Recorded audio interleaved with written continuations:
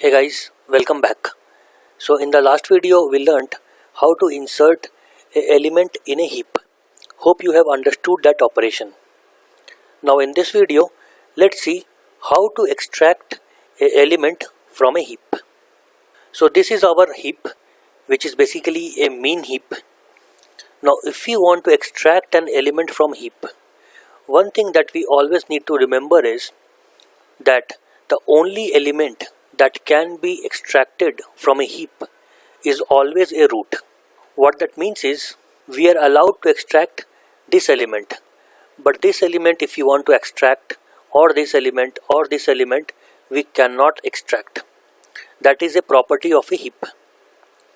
Now once this element is extracted, then of course some other element needs to be promoted to root, and we will be needing some adjustments. How we'll do that? Let's see that now. So let's say we want to extract an element from heap. So we extracted 3. So we are good. Now the problem is this 3 is gone. So right now there is no root for this heap. So what we'll do is we have to create a new root. Now which element will be the new root? So the idea is very simple.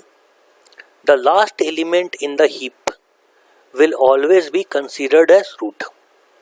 So 100 gets promoted and is put over here. And of course we will delete it from here. But now after putting 100 over here, we have a small problem. And the problem is the heap property, which says that the root should always be less than its child. But here we see that root is more than its child. So what we'll do? We will promote one of the child to root, and root will come down. Now which of them will go up? The least of them. So 5 is least. So 5 will go up and 100 will come down. So now you see that we have a balance over here. 5 is the root, which is less than 100, as well as 8. So we are good. But again we have a problem over here. 100 is more than 17 and 19. So what we'll do is we'll see the least child, which is 17. So 17 will go up and 100 will come down. So now 17 is less than 100, 17 is less than 19, we are good. But again we have problem over here. 100 is more than 25. So 25 has to go up and 100 has to come down. So now 25 is less than 100, so we are good over here as well. So this is how we extract an element from a heap. What we did is we took the last element, put it over here at the root, and then we do some adjustments to make sure that at each level the heap property is maintained. Fine. Now let's see the algorithm for this. So the algorithm is very simple.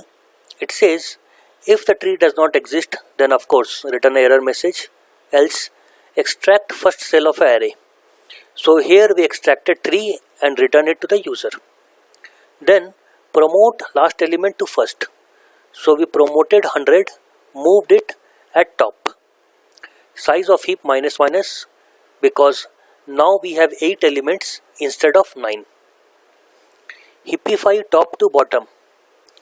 So we'll do a heapify, that is adjustment, from top till bottom.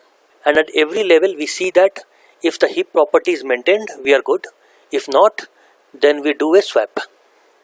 So this is all about the algorithm. Now if we see the time and space complexity of this algorithm, it is log of n. So returning an error message is order of 1 time, else is order of 1 time, extracting first cell order of 1 time, promoting order of 1 time, size of a heap minus is a constant time operation. Heapify will take log of n. The reason is same as we already saw in time of insertion. That is, in the worst case, we have to visit one element from each level, and we have log of n level, that is log of n height. So the time complexity becomes log of n. Space complexity again is log of n because of recursion. In case if you want to implement using a iteration, space complexity will become order of 1. Now the last operation is deletion of the entire heap. So if you want to delete the entire heap, all that we have to do is we have to delete this array, and for that we have to just make it as null. So the entire heap will automatically gets deleted. So if we see time and space complexity, it is obvious to be order of 1 because neither are we using any time nor any space. So with that, we have covered all the 6 operations of a heap. Now if we want to quickly recap the time and space complexity, here it is. So first we created a heap which took order of 1 time, picking a heap took order of 1 time, size of heap took order of 1 time, inserting and deleting took log of n time, and deleting the entire heap took order of 1 time. Fine. So this is all about heap when it comes to array implementation. Now in the next video, let's talk about how to implement a reference based heap. Let's see that in the next video. Thanks for your time. See you in the next video.